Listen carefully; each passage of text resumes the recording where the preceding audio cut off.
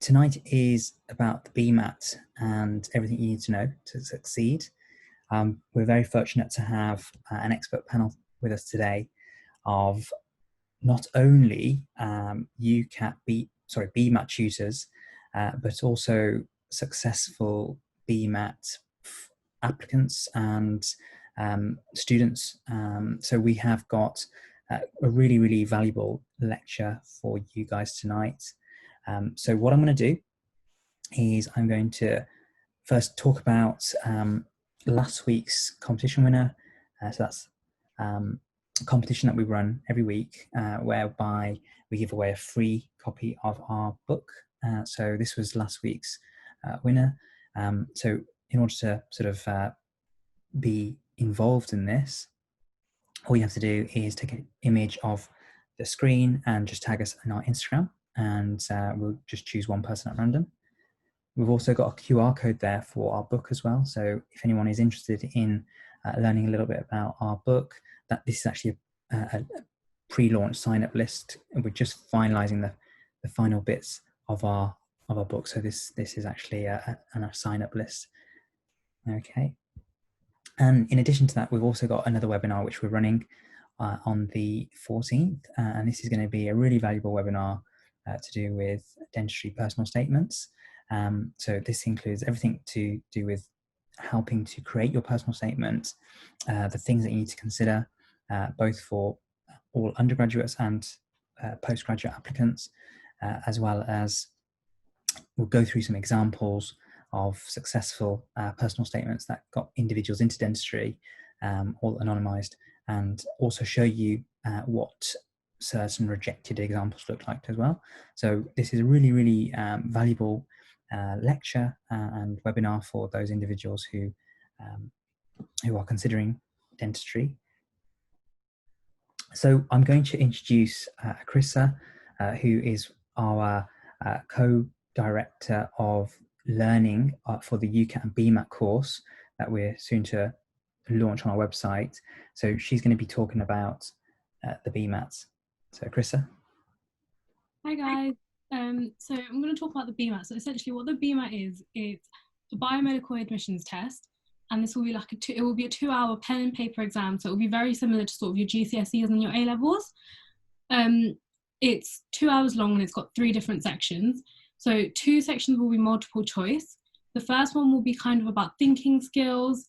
The second one will be science and maths-based knowledge. And then the third one will assess your essay writing skills. If you have any sort of special needs, or if you need any access arrangements, then they're available to you. Usually you'll get your test centre to sort of arrange this for you. So you need to inform them of any special requirements that you need when you're registering for the BMAT. And they will require sort of evidence, and that can be medical evidence or any other evidence that you use to prove that. And that must be submitted by the 30th of September. So it must be submitted to your test centre. These are the registration dates. Because of COVID-19 this year, the September test session's actually been cancelled. So you'll only be able to sit the exam in November.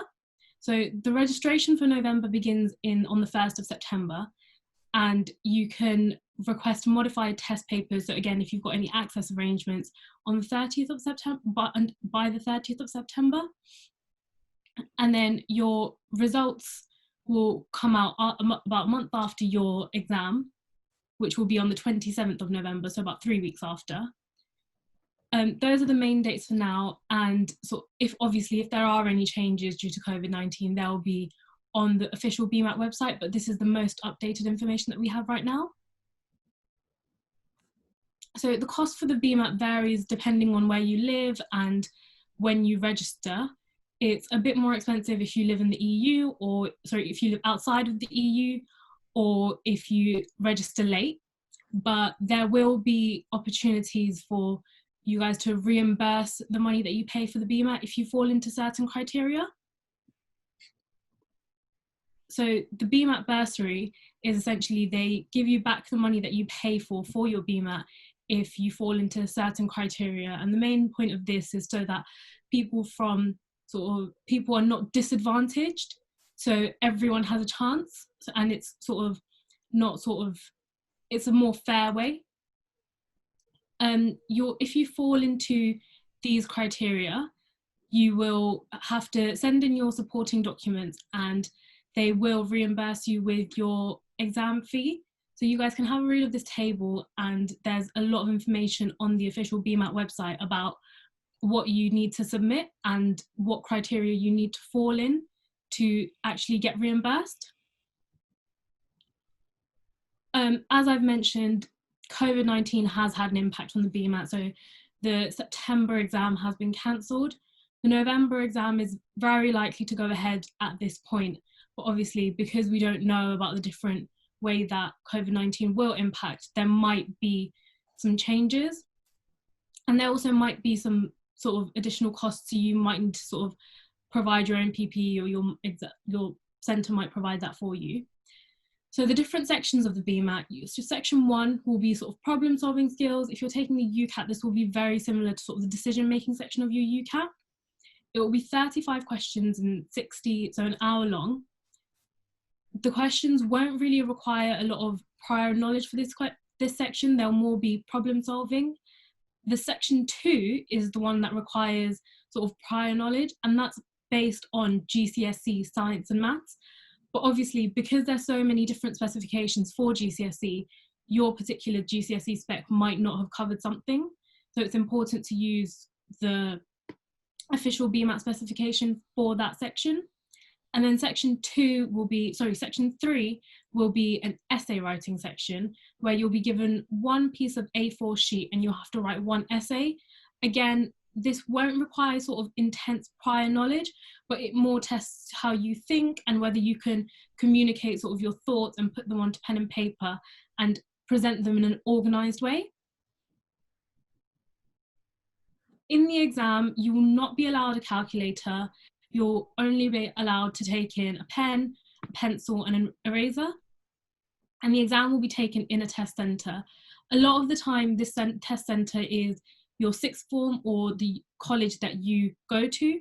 If your sixth form or college don't give you the option to sit the BMAT there, you can then find another test centre that will sit the BMAT, and then you can go and sit it there. You are not allowed to take any of your belongings into the exam hall, so it will be very similar to other exams that you've sat. You'll have to sort of leave all your belongings and take in your pen, your pencil, your rubber, and your ruler.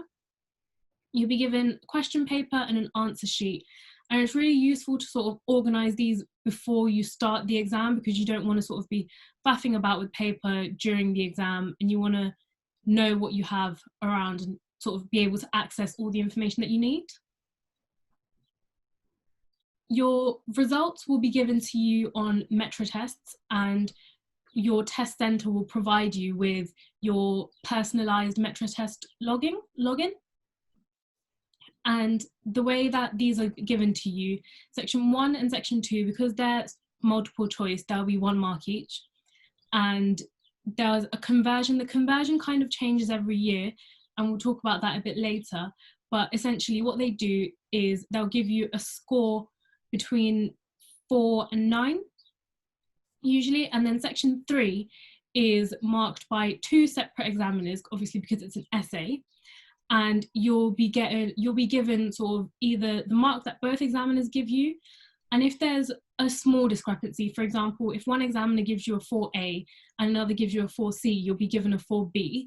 But if there's a large discrepancy between your examination mark, then a third examiner will be then invited to review your essay, and then that third examiner will sort of check who sort of marked it better. That's just to make it a bit fair.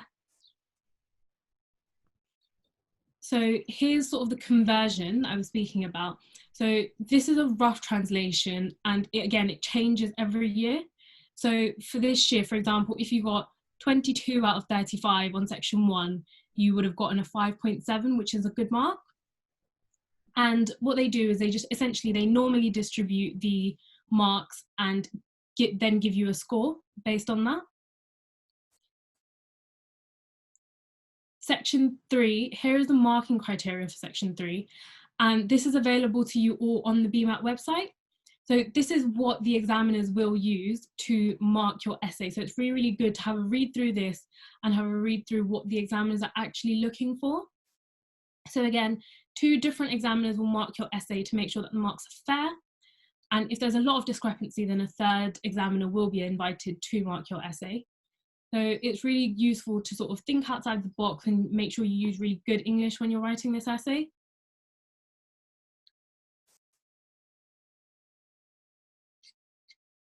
So now we're going to talk about which dental school sort of uses the BMAT, which is Leeds Dental School.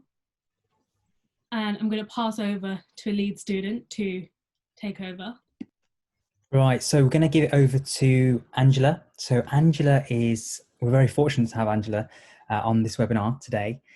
Angela has successfully sat the BMAT assessment in her application to study dentistry at Leeds Dental School. Angela's currently studying dentistry at Leeds, and she's going to be talking about some considerations. So Angela.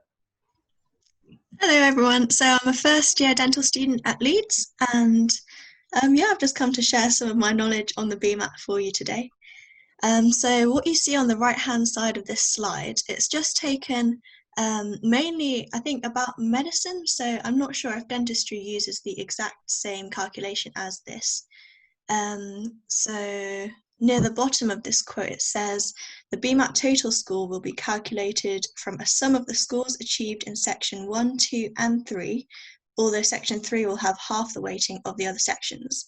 So I believe this is very similar to how Leeds use the BMAT for dentistry, although they haven't told people of this publicly, but it should be very similar for Leeds medicine and dentistry. What I also know from the Leeds Open Day is that they consider BMAT relatively less than your personal statement, AS predicted grades, achieved grades and predicted A-level grades, and also your GCSE grades. So it's not as important, I'd say, compared to other aspects of your application.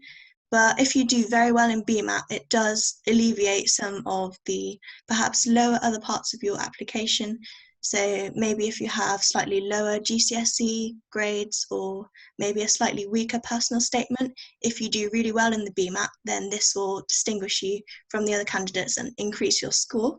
And similarly, so the other flip side of that coin is if you don't do so well in the BMAT, but you have really strong GCSE grades, really strong personal statement and AS grades, you will still be very high in the list that they consider for interview. So yeah. That's great. So I'm just going to briefly talk about, or get Nafi actually to talk about some tools for revision. So Nafi. Hello. Sorry, I didn't realise I was jumping in here. So Nafi is, I actually just picked you actually because I think you're a good person to talk about this Right. and to prevent you from going to sleep. So basically, Nafi is currently a second year Leeds medical student. He's also a tutor for us, and he's also one of our co-directors for the BMAT and UCAT courses. Nafi is quite unique in the fact that he scored one of the highest results in the BMAT.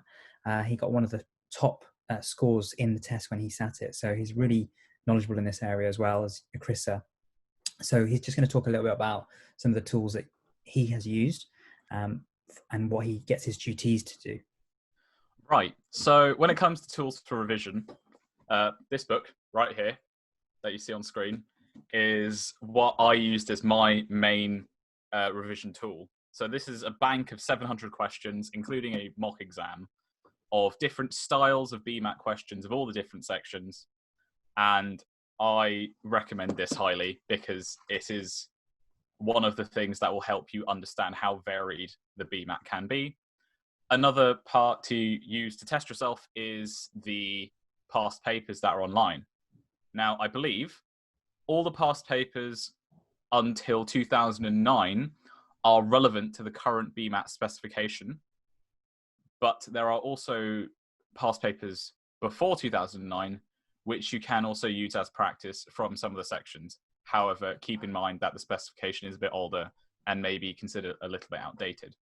And we have our own book coming out soon, which should give you some tips and tricks on some certain bits of the BMAT. And of course, later this year, we'll be launching some BMAT e-lessons. So I'll be teaching, or Chris will be teaching a small group of students on how to tackle BMAT questions individually. Yep. So just touching upon what Nafi talked about, we do have some courses which are very sort of tailored to those individuals wishing to sit the BMAT. So we have an online course which has got loads of questions, so loads of worked examples, which you can view, as well as a full mock test that you sit in time conditions. So it's really simulating a test environment to help you guys with the BMAT. And in addition to that, we have one-to-one tuition. So this is bespoke tuition for an hour or more, depending if you require it, from our team of tutors, and where we cover all the topics and all the sections within the BMAT. And as Nafi just described, we'll also be launching some classroom sessions as well. So for those people who just want a little bit more information on certain topics that they want to jump in on, then we also have those questions, those classroom tuition sessions as well, which are likely to be launching in August time for the November sitting. So I am going to pass it over to Raza. Raza is he's actually the co-founder of I Want to Be a Dentist. He has also sat the BMAT as he's going into Leeds Dental School. So Raza, if you're awake, are you there? Yeah, I'm here. Thanks for that introduction. So I'm just going to talk a little bit about resits and reapplication. So as you'll probably already know, that dentistry is a very competitive career.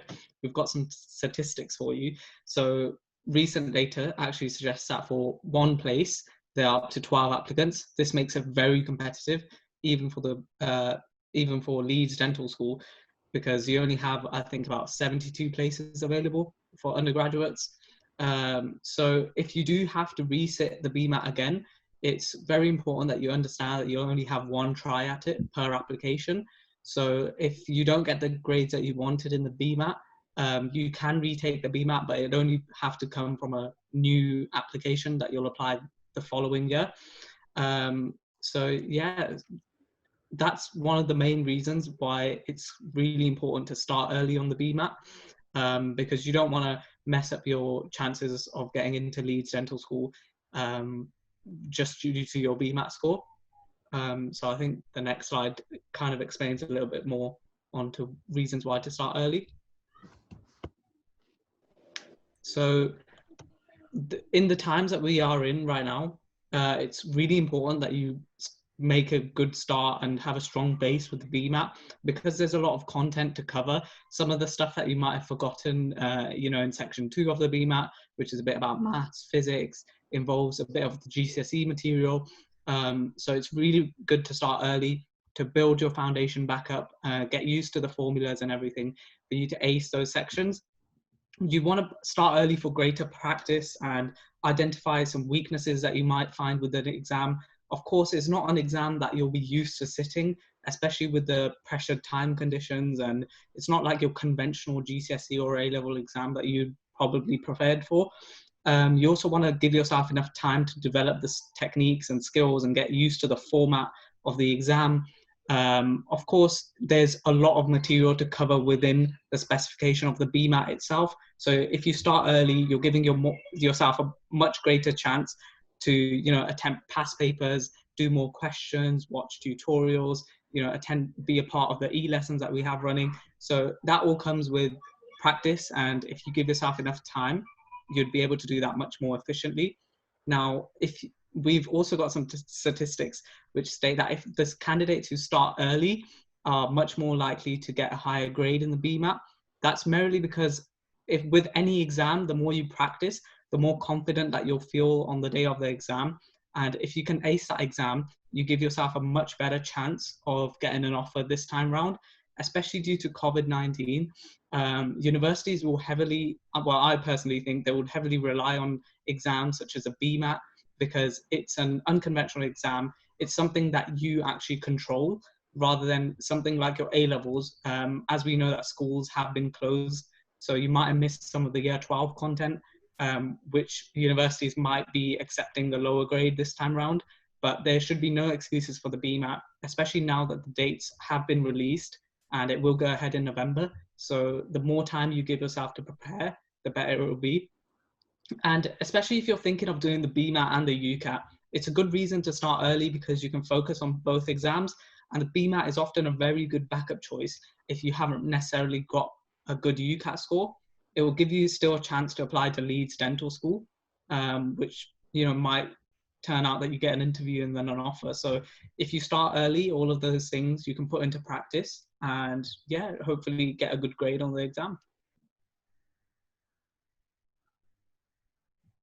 I think I covered some of the content here, but I'll briefly go over it again. So like I said, it might hold more of a weight around the compared to the A-levels, because there's so much uncertainty with what's going to happen and how much universities will lower their entry requirements, because year 12s have missed a large amount of content, as well as they may not have that accurate predicted grades because of there being no mock results at the end of year 12. If you have a higher BMAT score this time round, or a good solid base around the BMAT, then there's a greater chance that you might get an offer or at least an invite for the interview. And there's absolutely no reasons for the universities to accept a low BMAT score, because like I said, it's one thing that you can control if you start early, and it's a great backup option just to have generally. And there's also, we've mentioned this before, but there's only one sitting per application. So if you don't meet the threshold for the BMAT this time around, you will have to reapply. And that's a whole year that you're pushed back, and it limits your chances to getting into dental school even more. So Okay, so I'm going to pass it back to Carissa now, who's going to be talking a little bit about some worked examples and the different sections of the BMAT assessment. I believe it's me. Oh, is it you? Sorry. Yes, it's me. Yeah, it is you. I do apologise, Nafi. That's all right. Just making sure that you're awake. Section 1, Nafi. Yeah, so section 1 of the BMAT is, think of it like a sort of mini UCAT, but without the situational judgment. So it's got a lot of elements of verbal reasoning, decision-making, quantitative reasoning, less so of abstract reasoning. It's a lot of verbal and statistical questions. So you have 32 questions to complete in 1 hour. I believe this is the first year that there are 32. Previous years it has been 35. So questions can have lots of text, data, charts, or all of them. They tend to have a mixture of them. Next slide, please. Yeah. So there are 3 main types of section 1 questions. Problem solving, data inference, and understanding arguments. So problem solving will tend to be more about mathematics or logical puzzles. Data inference is where you'll be given graphs or charts. And understanding arguments is almost always text-based, where you have to read a passage, see what the argument is, and either find a flaw in it or pick a statement which supports or weakens that argument. So I believe, section 1 tips. Big one is practice. Keep practicing. Because the BMAT is such an unorthodox exam, the best way to understand how it works and to get better at it is to just do lots of questions. A tip for most of these entrance exams, read the question first and then go through the context of the question. Because when you go through the context, you'll pick up the key bits of information that you'll need to answer the question, saving you time. There are lots of different small calculations involved, and because this is a non-calc exam, being able to do small times tables, percentages, speed, distance, time calculations in your head will be a valuable skill. Read the question carefully. So especially in the text-based questions, there can always be single words which can mislead students to picking a different answer, which if you go too fast, you will miss and then answer incorrectly. Sometimes if you're stuck and struggling to answer a question, instead of trying to calculate it, it can be best to go through the finite number of options. Remember, this exam is completely multiple choice. So if you are really stuck and on the verge of panicking, guess and move on, or estimate and move on, I should say, as that will save time and yield a better result. Speed read articles get better at comprehension. This can be helpful towards the text-based part of the BMAT, the understanding arguments questions. So it's just useful to gain the ability to get context and understand an argument really quickly. I believe we have a worked example. So I'm going to do a small worked example for you guys. So I'll quickly read out the question. There are 3 political parties in Xanthia, the Citron, the Jonquils, and the Saffrons. Before last month's general election, the Jonquils held 126 of 240 seats in the Xanthian parliament. The Citrons held 80, and the Saffrons held 34. In last month's general election, the Citrons gained 47 seats from the Jonquils and 10 seats from the Saffrons. Jonquils gained 11 seats from the Citrons, 15 seats from the Saffrons, and so on and so on. The main bulk of the question is which one of the following pie charts is suitably labelled shows the correct state of the parties in the Xanthian Parliament after the general election. So if I quickly get up my annotation. And yep, that's all good. So what I would do to start off this question is to quickly put small headings at the top for each of the parties. So I've got the Citron party, which I'll put C, the Jonquils, which I'll put J, and the Saffron party, which I'll put S. What I'm going to do is I'm going to write down the numbers relevant to each of those parties. So starting, the Jonquils had 126, the Citrons had 80, and the Saffrons had 34. And then passing through each of the 3 bullet points, I'm going to note down the changes that there are to each party. So the Citrons gained 47 seats from the Jonquils, so it's minus 47 for the Jonquils, and 10 seats from the Saffrons, so minus 10 from Saffrons, which means altogether there were 57 seats gained for the Citrons from that statement. Following the next statement, the Jonquils gained 11 seats from the Citrons, so minus 11 for the Citrons, and 15 seats from the Saffrons, so minus 15 for the Saffrons, which means that's a gain of 26 for the Jonquils. Finally, the Saffrons gained 18 seats from the Citrons, so the Citrons is minus 18, and 33 seats from the Jonquils, so minus 33 for the Jonquils, which means that's a gain of positive 51 for the Saffrons. Altogether, we can calculate the totals of each of the parties. So the Citrons have 108 party members. The Jonquils have 72. And the Saffrons have 60. So now we can look at, or we can almost look at what pie charts it can be. But because the pie chart is representative of 100%, it's better to know these as percentages.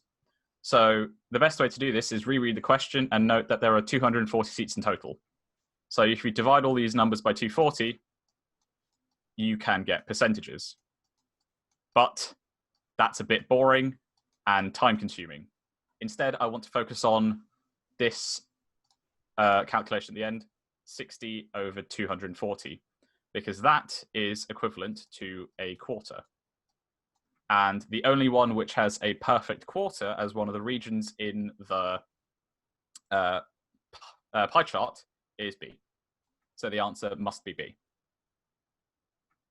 I believe now we're moving on to section 2. Yes. Fab. So section 2 is completely science-based. and mathematics based. You have 27 questions in 30 minutes. This is the more time pressured part. So this is pure GCSE and AS science. So knowing your science from just knowing your science will help. And to revise for it, you need to know science. And the point of this is to understand that science is important in all parts of a medical professional's life and career.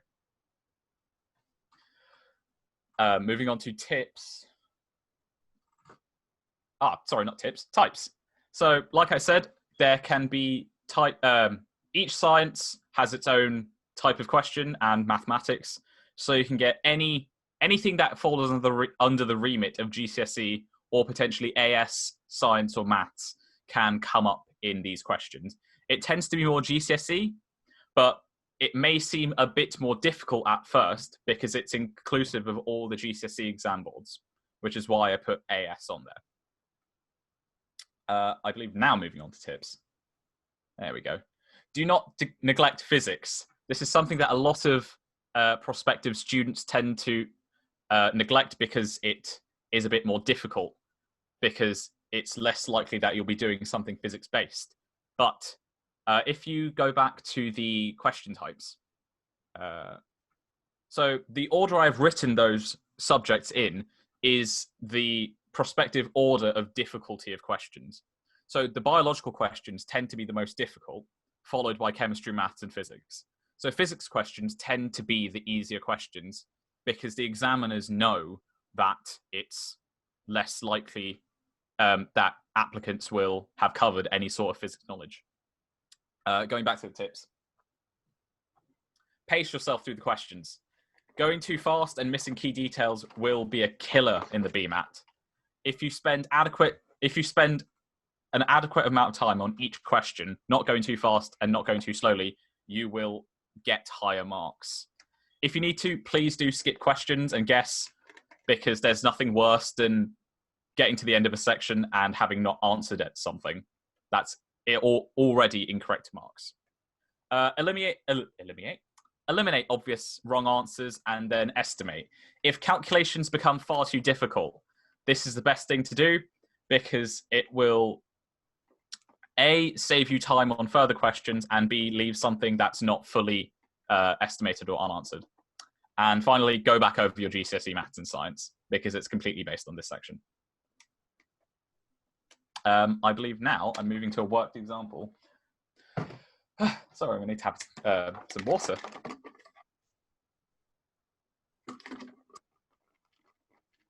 So this is a mathematics worked example from section 2. So here is a triangle, PRS, and line QT is parallel to line RS, as indicated by the arrows on the diagram. We have to find the length of PS, which is the length between these pink lines here. So the key to this question is to understand that the triangle PQT is a similar triangle to PRS. Don't mind the terrible mouse drawings. But similar means that they can scale up. So the way we can calculate how much they can scale up by is by looking at two sides which are the same sides on a similar triangle. So in this case, it will be lines QT and RS. So RS is 1.5 centimeters and QT is 0.3, meaning that the scale factor this triangle PQT is enlarged by is 5, which means that this line PT, let's give it a length X, is 1/5 of this entire line PS here. So, which is X plus 1.8. So that means we can say that X plus 1.8 is equal to 5X. Or in other words, that line PS is 5 times bigger than line PT. So with this equation, we can calculate for X. So 1.8 equals 4x, and x equals 0.45. So this is where the examiners try and trick you, because 0.45 is one of the answers. However, it is not looking for line PT, it is looking for line PS. So because you know x is 0.45, you can do 0.45. Oh, God. 0.45 add 1.8, which is equal to 2.25. F is your answer. I now believe we are moving on to Akrissa, who will be walking through section 3. Yep, that's right. I'm going to just transfer it to Akrissa now to talk about that. If you could just take away the writing, that's great. So section 3, you will be given a choice of 3 different questions, and the way these questions will be set out, you'll be given sort of you'll be given a quote or sort of heading, and that will come with sub questions. So what you need to do is you need to make sure that you answer all the sub questions. You'll have 30 minutes to do this whole section. So the way it's advised that you kind of split your time is spend a minute or 2 reading through the questions and trying to pick out which one you think is best, because you might look at one essay, think, yep, this is perfect, I want to write this one, but then actually there might be another essay that you can sort of talk more about and you've got a better chance at getting a higher grade. So it's important that you spend a couple of minutes just reading through the different essays and making sure that you're very, very comfortable with the one that you've chosen.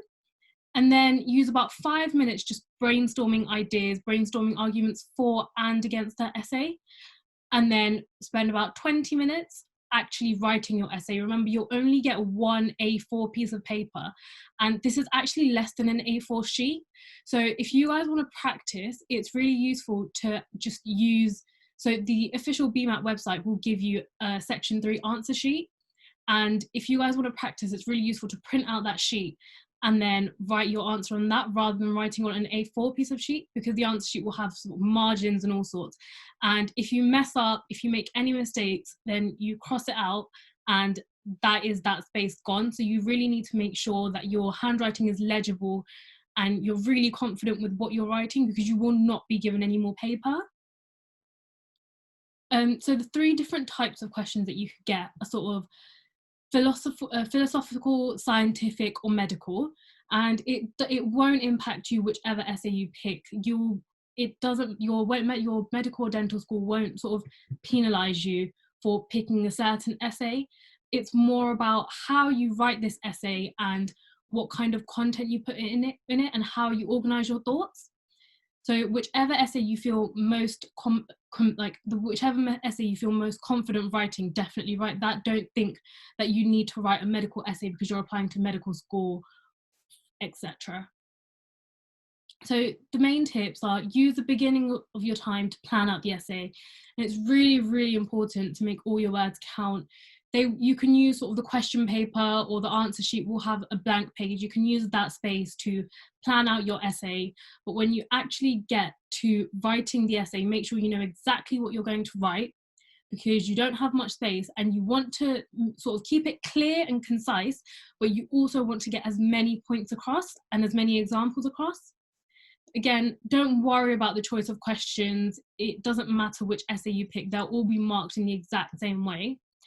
And make sure that you answer every single part of the question. So under the quote or whatever you're given, the statement that you're given, you'll be given 3 or 4 sort of sub-questions. And they're really, really useful to just plan your essay with. They've essentially given you an essay plan in that case, because each paragraph can then answer one section of that question. And if you do it that way, then you're presenting to the examiner that you know what you're doing, and you've presented it in such a clear way that the examiner doesn't get confused and doesn't think, oh, maybe they've answered it, but maybe they haven't. So just use the sub-questions to your advantage. And again, make sure you organize your thoughts into paragraphs rather than writing just one whole sheet. So we're going to go through a worked example now. So this example is, when treating an individual patient, a physician must also think of wider society. Explain the reasoning behind this statement. Argue that a doctor should only consider the individual that he or she is treating at the time. With respect to medical treatment, to what extent can a patient's interests differ from those of the wider population? So again, we have 3 sort of sub-questions underneath, and that's what we're going to use to sort of plan our essay. So we're just going to do kind of a mind map to plan this essay. So I've got sort of the beginning of a mind map here. This is the question. And the first sort of question was to explain the reasoning behind this statement. So what you need to think about is, what does this statement actually mean? When treating an individual patient, a physician must also think of the wider society. So we can think about things like doctors seen as role models. We can also think about things like sort of how wider society differs from the individual patient. Another thing that you might want to think about is sort of finances, because obviously if one patient requires a really expensive operation or really expensive medication, how will this impact the rest of the NHS? And then, so the next thing it asks you to talk about is to argue to the contrary, that the physician should only consider that patient and not think about the wider society.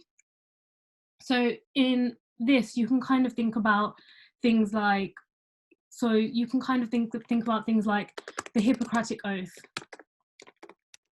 which states that the doctor should not should always sort of have a duty to care for their patient. Another thing that you can think about is sort of, can substandard care be used, can be excused even, by saying that, oh, I was thinking of wider society, is that fair?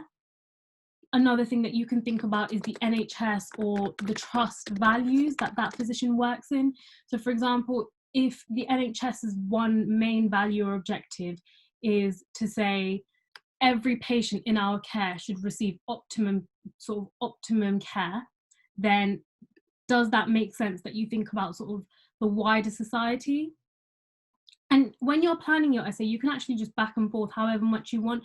But it's really important to sort of spend as much time as possible planning your essay, so you, when you actually come to writing it, you've got a clear sort of idea of what you're going to say. So the next thing we'll talk about is, with respect to medical treatment, to what extent can a patient's interests differ from those of the wider population? So now you kind of have to sort of bring together both of your sides of the argument. So you've explained how it's important to think about just the wider society. You've explained why it's important to think about just the patient at hand. Now, when can these interests sort of differ? I mean, we're going through a global pandemic right now, and in situations like these, patients have actually been told not to go to their GP if they're showing symptoms. You can use things like that. So infectious diseases. And you can actually use the example of COVID-19,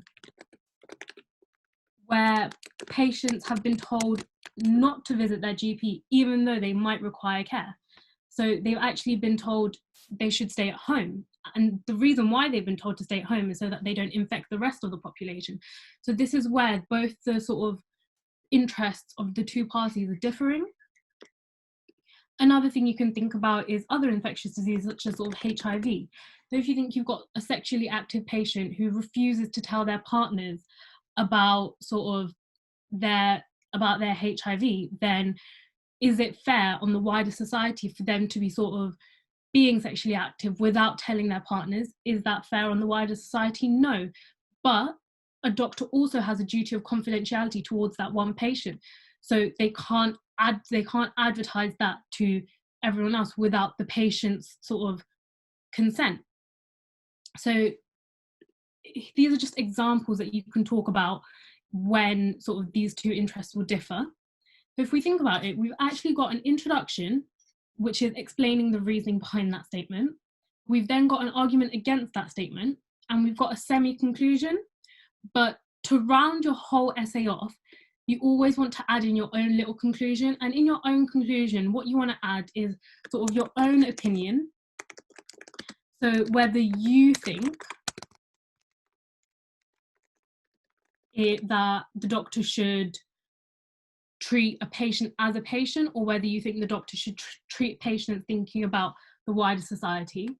Another thing you want to put in your conclusion is you want to bring together all your points. Obviously, your conclusion isn't going to be a page long. It will be a paragraph, which will be a quarter of the page max. But it's really important to sort of string together all your points and make it well-rounded. You don't want to kind of reach an abrupt stop-off. So if we look at this, this is actually a really good plan for an essay. Remember, you don't want to think of loads and loads of points because you won't have enough space to write them. But even 2 or 3 points for each section that you're going to write, so for 2 or 3 points for each paragraph is completely enough.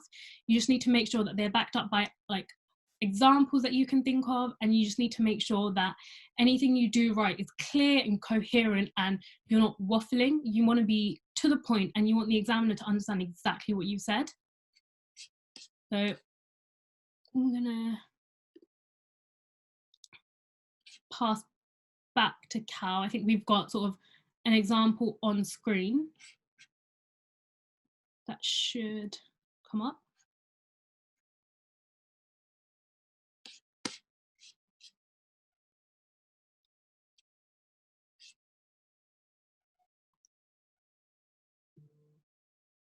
I think it's a couple of slides later.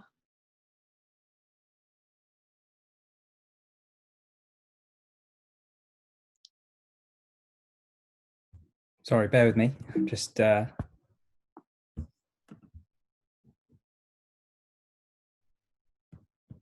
we go.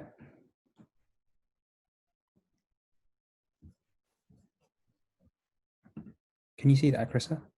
No, I can't. Oh, hang on. Is that better? Yeah, there we go. I can see that.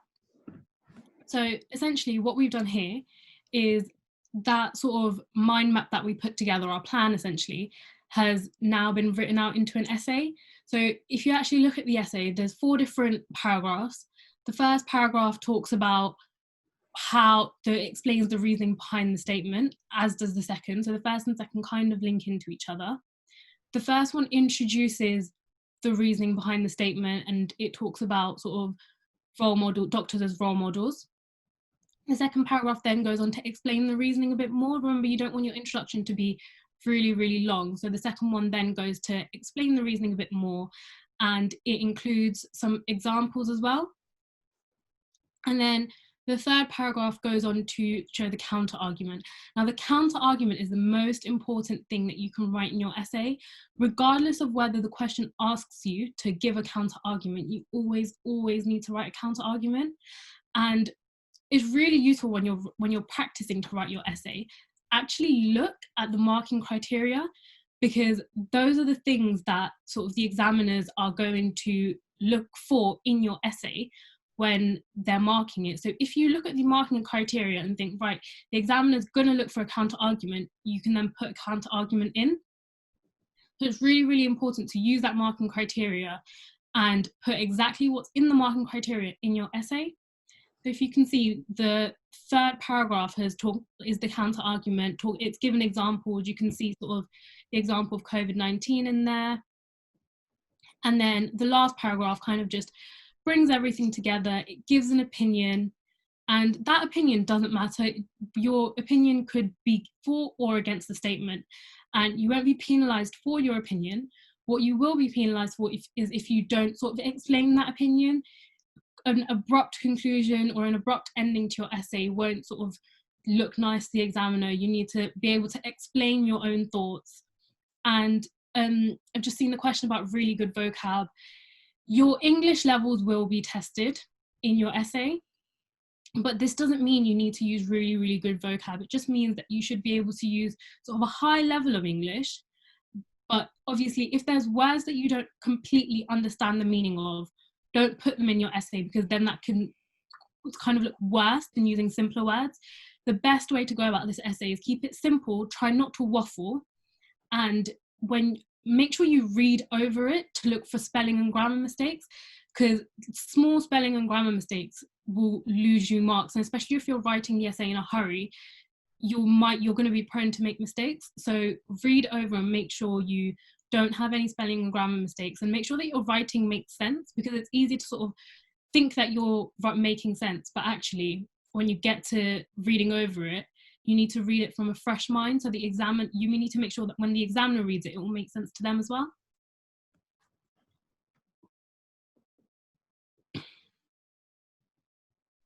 So I think we're just going to move on to some general tactics and tips on how to do well in the BMAT.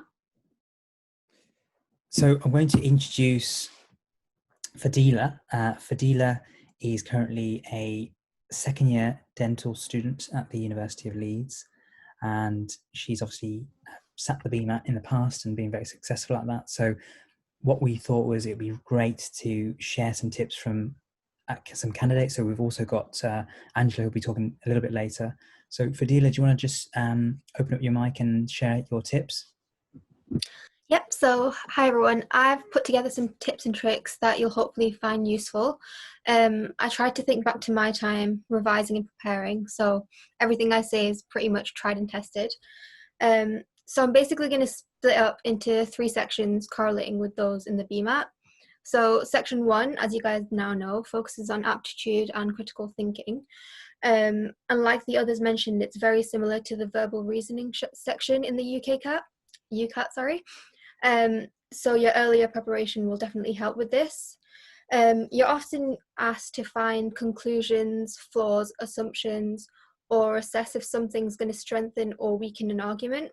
So it's definitely important to know what these words mean and then practicing to identify them and tackling questions as well. So personally, I'd say it's a good idea to start off by reading the questions before reading the passage. So then you've got a focus in your mind and you know what you're looking for when you're scanning the paragraph. But what I wouldn't suggest is to read the answers, because then it could potentially skew your mind as you're reading the question. And as far as information's concerned, like, don't have a heart attack if you see so much data. Try not to be fazed by it, because chances are you won't need most of it. The section's really testing your ability to summarize and extract key information. So just kind of look at it critically. It's also useful to be quick with your mental maths. So you're sometimes given tables with numbers that you'll need to work with. So it'll really help to be confident with your multiplication, your fractions, decimals, things like that. And this will also come in handy with section 2 later as well. Excuse me.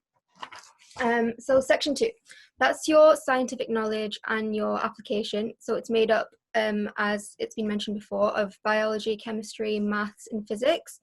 So the section consists of like 27 questions, and you've got 30 minutes to answer. So you've effectively got a minute per question and per mark. So my strategy was basically using the process of elimination by using educated guesses.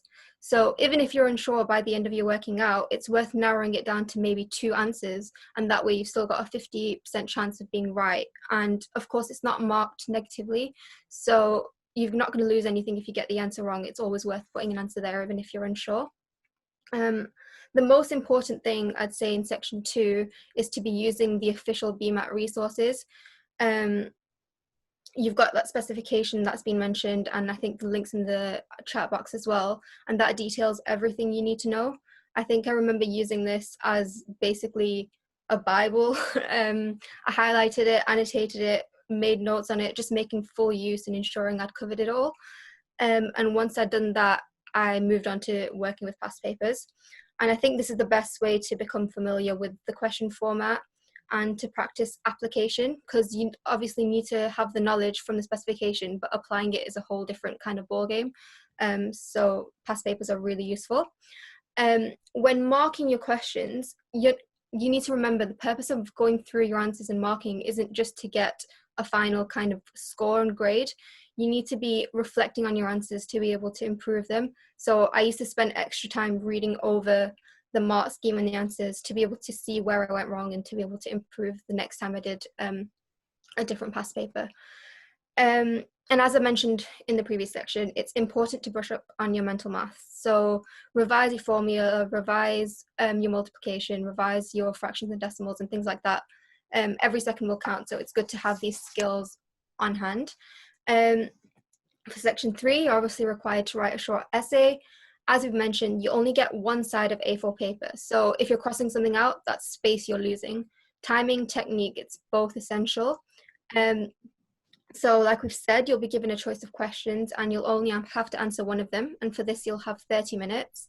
The essay is usually based on a short statement or a quote. So personally, and as Akarissa did as well, I like to brainstorm my ideas in a small mind map. I think in the exam, I did it behind the actual question sheet we were given. And just remember to ensure to cover both sides of the argument. Make sure you have your introduction and conclusion, because not only is it about all the content you're putting in there, it's also about having that essay structure on point. And it's important to be as clear and concise as possible. In terms of preparation and revision for this section, what I found useful was making essay plans rather than writing the entire essay out. But that's just personal to me, obviously. Even reading questions and simply listing pros and cons, it'll help you encourage some like wider thinking and just thinking on your feet. So that's what I found useful at the time. So in terms of general tips overall, when you're revising and preparing, I'd say take breaks, maybe exercise to clear your mind between preparations, or do something else like engaging in a hobby or something, just to make sure it's not just BMAT, BMAT, BMAT. Practice your timing, because that's going to be of the essence. If you go too fast, you might miss on important details. Too slow, you might have to end up missing questions. So it's really important to get that balance, and obviously you can do that by using the past papers and BMAT resources. And overall, once it's over, I wouldn't dwell on it. Like, do your best, and that's the most you can do. And yeah, I think that's me. Thank you so much, Fadila. That was really insightful. I'm now going to pass it on to Angela. Hello everyone, so I'm back again to talk about why you should consider doing the BMAT. I know there was a question on this earlier, so hopefully I'll be here to clear any doubts you might have. So the first step I took when deciding that whether I should do the BMAT was, do I actually like the university? Can I imagine myself going to Leeds Dental School, doing dentistry there? Do I like the teaching and learning styles that are offered at Leeds? So the best way to find out about this is to check out their website. I think they have a virtual open day coming up soon in June. So if you're interested, please sign up to that. I'm sure you'll receive a lot of information, and then you can fully decide on whether you're interested in going to Leeds. I'm actually going to be posting on my Instagram in a few weeks on sort of what it's like studying at Leeds and my experience of the dental school. So yeah, check out that. So the second tip on why you should consider the BMAT, I'm going to talk about why I decided to do the BMAT. So after deciding that I really do like Leeds, my next thought process was, do I have the time and energy to do the BMAT alongside revision for my A-levels, alongside my UCAT, and alongside my UCAS personal statement and all of that. And then I decided that it was something that I was interested in. So you should definitely consider about if you can manage the workload, because it is, it's an extra exam to consider. And especially this year, as the BMAT September is cancelled, you're all going to have to sit the BMAT in November, which is after you apply to your universities on UCAS. So if you've already committed to choosing Leeds as one of your 4 choices for dentistry, then if you decide later on that you don't want to do the BMAT, it's a waste of one of your choices when you could have chosen a UCAT university. So make sure that you're really committed to doing the BMAT when you submit those choices on UCAS. And then why I did the BMAT. So I considered, after I decided that I wanted to apply to Leeds for sure, I thought about the 2 scenarios that could happen. Either I do really well in the UCAT and then perhaps I miss out on choosing another UCAT university that might increase my chances of getting in to one of the dental schools. Or the other scenario, I like fail the UCAT, and then BMAT is like my only choice of getting into dental school. So then in both of these scenarios, I thought in the first scenario where I do really well in the UCAT, the best case scenario is I'll get 3 interviews. And then even if I don't do well in the BMAT, at least I've had the option to try. And then that's only 1 out of my 3 choices if I don't get a Leeds interview.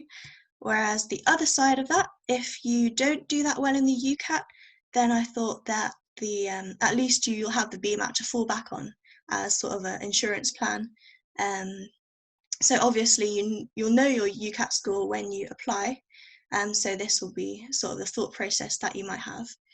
I actually ended up doing all right in both, probably better in UCAT, but I was grateful and relieved that I did decide to do BMAT in the end. Actually, some insider information. In my year in dentistry, I found out that Leeds was actually some people's only interview and offer for dentistry, which I was quite surprised at. Some people might interpret this as maybe there's less people that actually decide to do the BMAT. Perhaps it makes Leeds less competitive, but I'm not too sure about this. Like, I was very surprised when some people said that Leeds was their only interview, because I've always considered Leeds as a very competitive dental school, certainly. But yeah, interpret that how you will. Oh yeah, in the exam, right. In the exam, so basically, BMAT is so much nicer than the UCAT. Like, you have past papers to revise from. It's really lovely.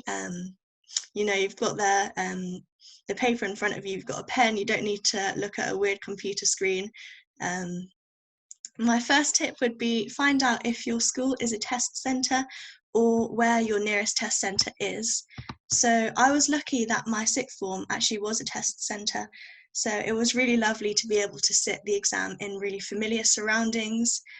Sometimes if your friends are applying for things like Oxbridge, they'll also have the Oxbridge admissions exam on the same day at the same time. So I was lucky to be in the same room as them, and it really helps calm you down and makes the whole experience more enjoyable. So definitely find out if your school is actually a test centre. I believe you can do this on the official BMAT website. It's like Find Your Centre or something like that. So another tip would be to space out your answer and your question sheet so you don't get confused. You know, you've probably got a huge table to work on, unlike in the UCAT. So make sure just take up all the space you need, you know, put your pens to one side, water bottle, etc., and make yourself comfortable, basically.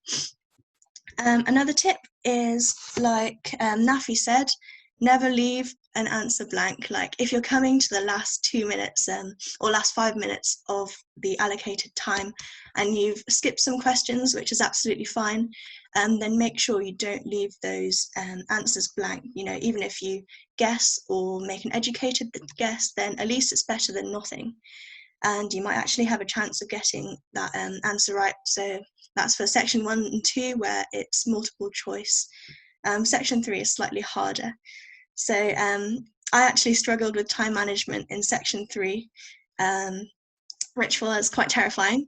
But luckily, my invigilators accidentally gave me an extra 2 minutes at the end of my exam because they were chatting to each other and they didn't realise the time. So, so yeah, that really helped me out. So one of my tips would be to make sure that you're constantly looking at the clock. You've got allocated time sections for each part of your essay for section 3.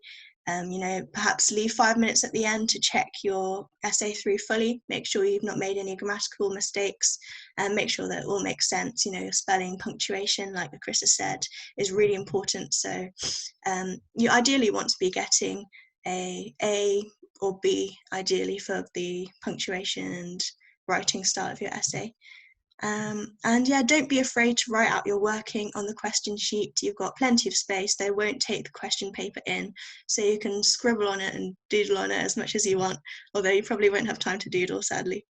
And then Yeah, so plan your section 3 essay on the back of the page. Like Fadila mentioned, don't use the lined paper because it really takes up valuable writing space, and you'll probably regret it because you'll have to squeeze the essay into tiny handwriting, which you don't want to do. And also forget about the previous section after you've done it. So as soon as so the paper is split into 3 parts basically. You've got section 1, and then as soon as that's done, they take the answer sheet and the question sheet away from you, so just forget about it. Then like 2 minutes later, they'll come and give you section 2, the question and answer booklet. They'll tell you to start, and then after you're done, they'll take that away again. And then the same with section 3. And while you're doing this, your friends might be leaving the exam hall as they finish, but don't let this put you off. Just try to block it out because, just focus on your own exam, and after you're done, you'll have time to chat to them.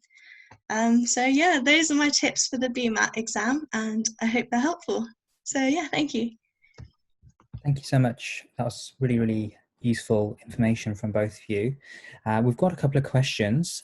So whilst I just display the barcode for next week's webinar, which is going to be all about the dentistry personal statement, I'm going to go through and ask some of our panelists some of these questions that we've got. So the first one was, do you advise revising for the BMAT exam after taking the UCAT? Yeah, so the way I went about it was I did my UCAT. Obviously, I did my UCAT in summer.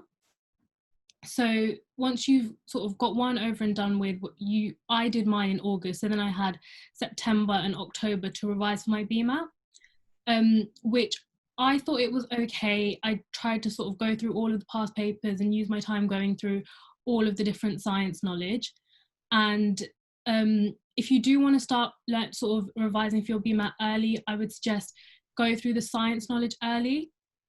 But a tip I would give is when you're sort of revising for your BMAT, make sure that you keep on top of your A-level content as well, because it's really, really good to even keep ahead with your A-level stuff, because then when it comes to sort of the week of the BMAT or the 2 weeks before the BMAT, you can kind of let your A-levels go a tiny bit and focus mainly on the BMAT. And that way, if you've kept ahead beforehand, then it will be easier for you to catch up then. So I personally would say do your UCAT and then revise for your BMAT. But if you do want to start earlier for your BMAT, start with section 2. That's really, really useful. We've also had another question, which is in terms of, I believe it's to do with section 3. Would you recommend asking to mark your essays, especially during these times?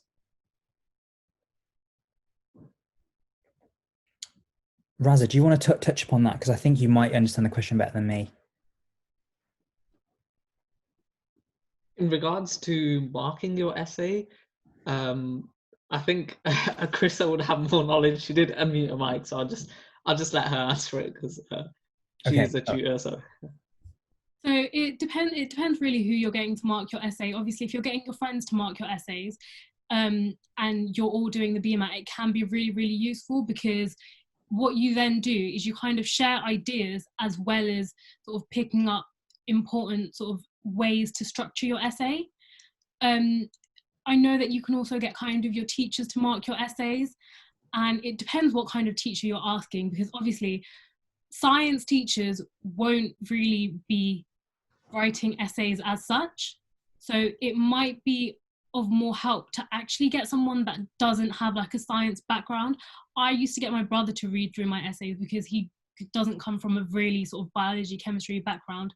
And that's useful because it then shows that what you've written is actually coherent and makes sense. Because if it's someone that's completely new to the subject and doesn't know much about the subject, if they're reading through your essay, if something doesn't make sense to them, they will pick it up really, really fast rather than sort of connecting the dots themselves. And that's really useful because it shows that you've written a good explanation as well as a good essay. So with regards to marking your essays, I think definitely get other people to read through them, and it depends who you're getting to mark them if you want to get them marked. Thank you. We've got another question here, and it seems as though it's from a graduate. So for graduate applicants, do universities overlook GCSEs? I do not know whether to take BMAT or not. I'm not dying to go to a BMAT uni, but should I keep my options open? So I think I'll take this one. So whether or not they take GCSEs into account, I believe when it comes to a graduate level that most graduate entry, they just want you to have passes at GCSE and A level. They'll care more about the honours you get in your degree. Whether to do the BMAT or not, I believe it is best to keep options open. So me personally, the BMAT was one of the reasons I got into medical school.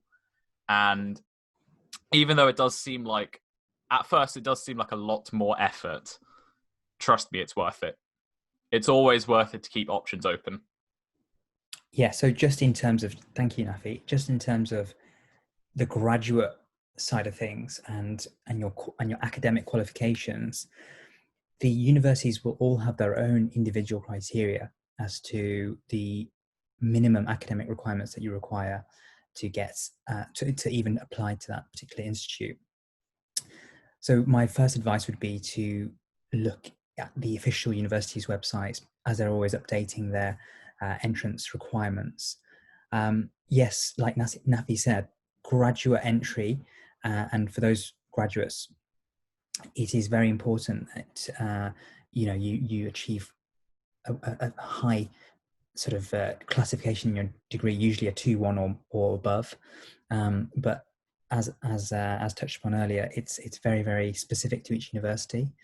Obviously, BMAT is the assessment used by Leeds Dental Institute. So our advice would, if you want to seek more advice, it's definitely worth contacting the admissions team at Leeds to discuss your own sort of individual circumstance, because everyone is in a unique position, and to gain more information, that's what we'd strongly recommend. We also have a standard entry table in our book, and coming on our website very shortly. This details all the minimum requirements for every single university that we've derived from the websites. So it's an up-to-date document which contains that information. I hope that helps answer your question. Just working through the last few questions now. Where do we buy the book? So the book at the moment is not yet available to purchase. However, it will be available on Amazon, both as an ebook and as a paperback. If you see the QR code on the screen, if you were to get your phone and open that and then scan that, you'll be added to the list to be informed when we do launch it, which shouldn't be that long now. We're just finalizing everything, making sure it's perfect. In terms of when to start, so tutors, what would you advise in terms of start dates? I know it's a very contentious question. It's something which a lot of candidates wish to know. I think there's a fine balance between starting very early and potentially burning out to last minute cramming. So what's your advice? And I think everyone who's sat the BMAT can probably input something into this. So I think this is a really valuable question to be answered. So if everyone wants to just say their point for this, I think it will be really useful. I'll go first. So what I did was I spent around 6 weeks-ish fully revising for the BMAT. So because I did the UCAT, UKCAT prior, a lot of the skills from the UKCAT had transferred into Section 1, which made my revision a lot easier. I would definitely recommend not leaving it to the last minute, because cramming it will make you panic a bit more and overwork you, and you'll just burn out at the exam. But definitely don't start too early, because you'll find that slowly over time you'll lose the information and the knowledge you have gained, and then you'll find that you've become more worried in the exam.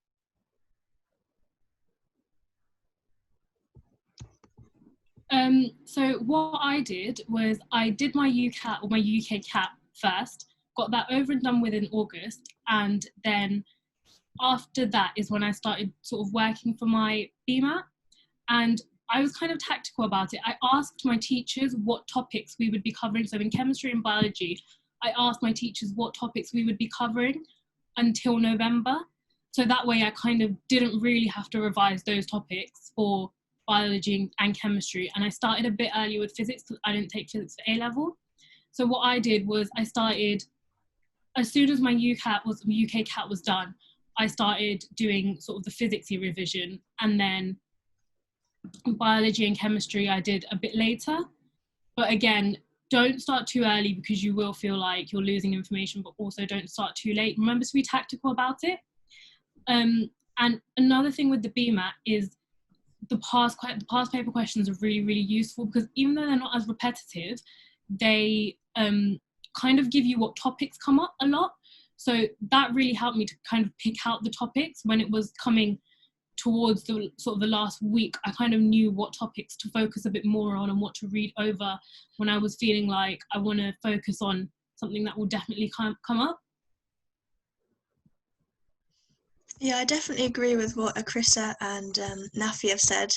I was one of those people that started too early, and yes, I did burn out. So I started revising for the UCAT, honestly, a year in advance of my exam, and it was horrible because I became really, really stressed, and I didn't really learn anything during like the 5 months in, 6 months in, that sort of time stamp. I think generally my school was like, it was quite good, but I wouldn't recommend the experience to other people. I think 3 months is like the amount of time you need. There's probably not many people that need more than 3 months to fully revise the UCAT. For BMAT, I started also quite early, probably about 6 months before my exam, and you probably only need 3 months again. So just do the past papers. Ask for help when you need it. Use the BMAT tutors if you need extra help, and yeah, you should be fine. So you've got this.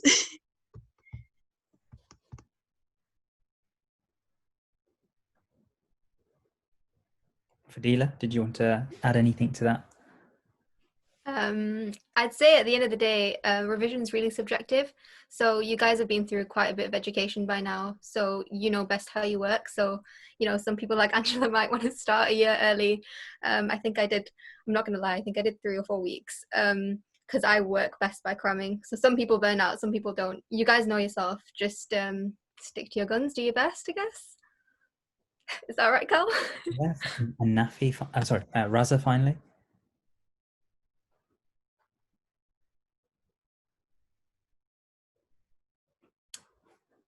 I'm not too sure if Raza's still awake. I don't think he's in. Okay. So in terms of we've got a few other questions, so we'll just get through these ones. So do you think it's possible to achieve a really good score in both the UCAT and the BMAT, all taking to be likely to worsen your achievement? So I think I did, when it came to me doing the UCAT and the BMAT, I did okay at the UK CAT back when I did it, and I did quite well at the BMAT. So it's definitely possible if you make sure you structure your revision correctly, but also make sure you take breaks, have a balanced life, so exercise, good diet, just generally keeping yourself healthy and in a better mood. You'll find that what you take in when you revise will be a lot better, and you won't need to worry about doing too much if you've structured it properly.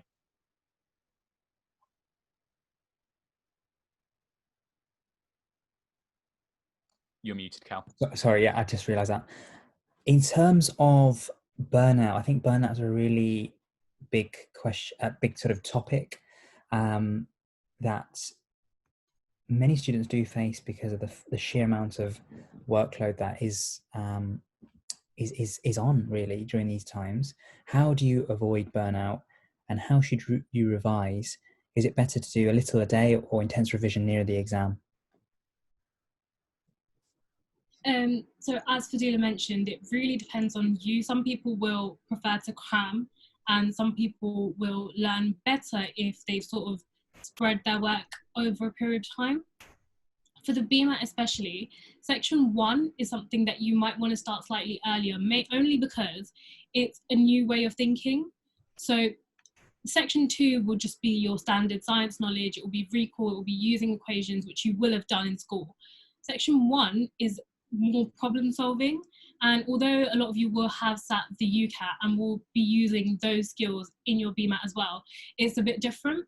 So for section 1, it can be more useful to start earlier, just so you can sort of develop that new way of thinking and reflect on the mistakes you make and try and correct them from early on. But with section 2, it depends on you as a person. So if you find that you learn more and learn better when you sort of do it 2 to 3 weeks before the exam, or when you kind of cram it all in one go, then do that. But if you feel like it's easier for you to learn things when you sort of spread them out over a period of time, then do that.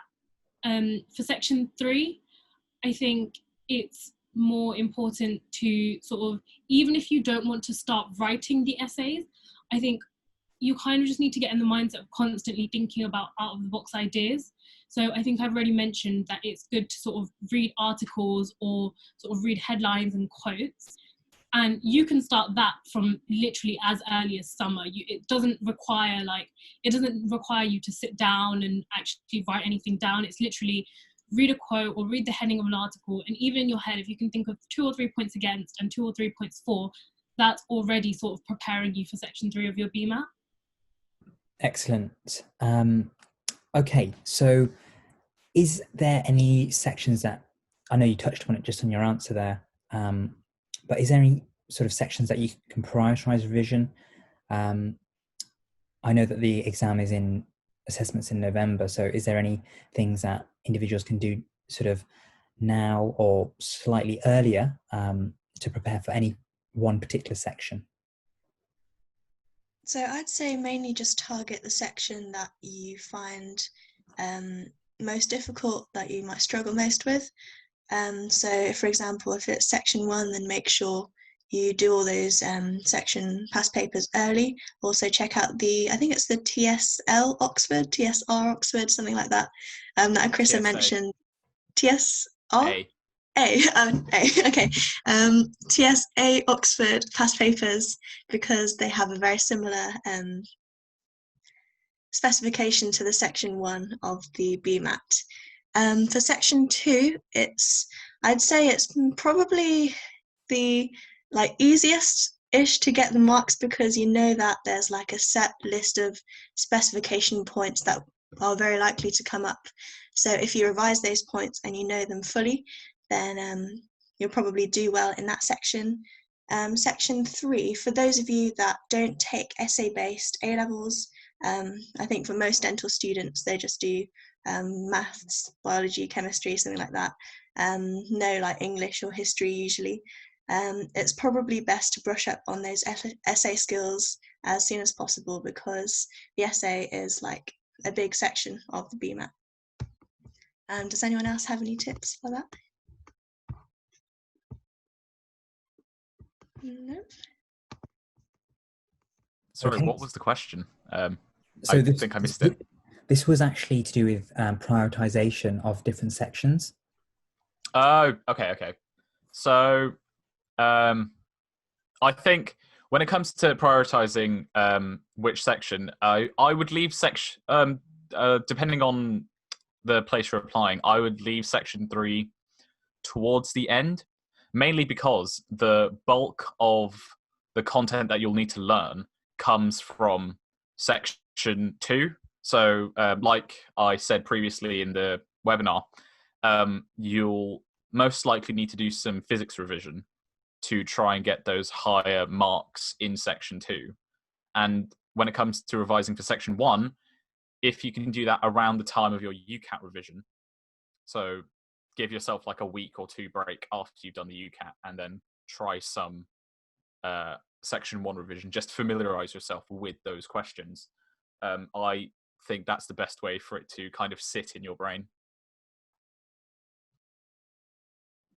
Excellent stuff.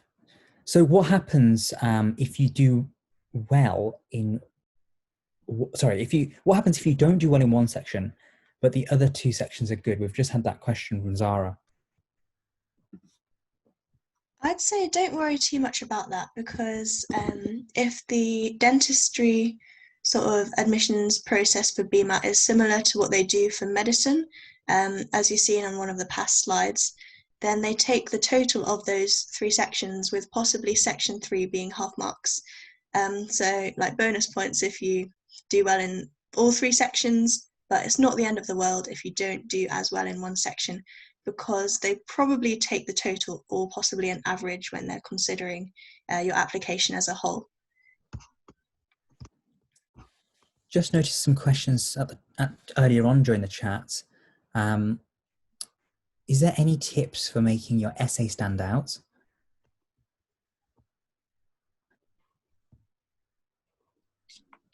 So to make your essay stand out, the main sort of tips would be, again, you need to think of like out of the box sort of arguments, and have kind of examples that even if your arguments aren't bizarre arguments, as long as you have arguments, sort of examples to back up that argument, it will be really, really useful to your essay. And always, when you're making a point, explain your point as much as possible, but also as concisely as possible. So try and make your point so that you're able to explain it to an alien. So if an alien was reading your essay, they would understand what you're saying.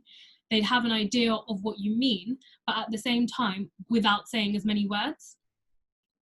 And again, just sort of big words and fancy English is useful, but it's not necessary. So it's more to make sure that your essay flows nicely, make sure that you've got kind of good grammar, good spelling, and it's understandable to the reader. So where do you actually plan this essay? We've got a question from Alina. Do you plan on one piece of A4? Won't it take up a lot of space? So personally, I don't think I used a whole piece of A4 to plan my essay. And the plan, no one actually sees that plan either. I think the same as Fadila, did it sort of on the back of the question sheet. So it will give you sort of the introductory sheet with what the section is, and then you kind of have a blank page, and then after that you have the 3 questions. So I kind of just used that blank page to jot down some ideas, and I made sure that I had 2 to 3 points for each sort of sub-question and each paragraph that I was going to write. So plan your essay sort of wherever you can find some blank space. No one is going to see your plan. What they're going to see is your essay. So sort of if you feel like you need more points to plan your essay to make your essay flow nicely, then put as much detail on your plan without wasting too much time. But if you feel like you're only going to need a couple of keywords, then by all means write those keywords and then go into writing.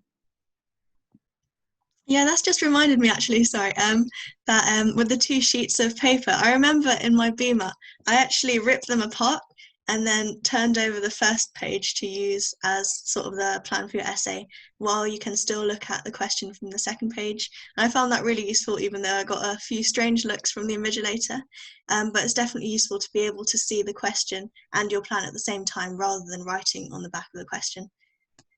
I will also say, so because when I was speaking to some people who worked in Cambridge admissions testing, when it comes to doing the essay section, if you answer all the questions that are under the statement in a coherent manner, even if it is a sort of really average essay, you're more likely than not going to get a 3A, because when they score the BMAT essay, they normalize all the scores, so the majority of people get 3s, even amounts of people get 2s and 4s, and then again even amounts of people get 1s and 5s.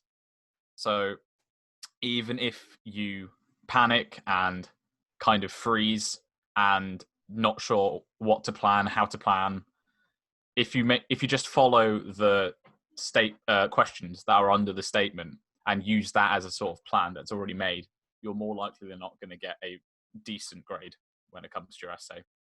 for me, for example, I hadn't written an essay in, I think, 3 years until I wrote that BMAT essay.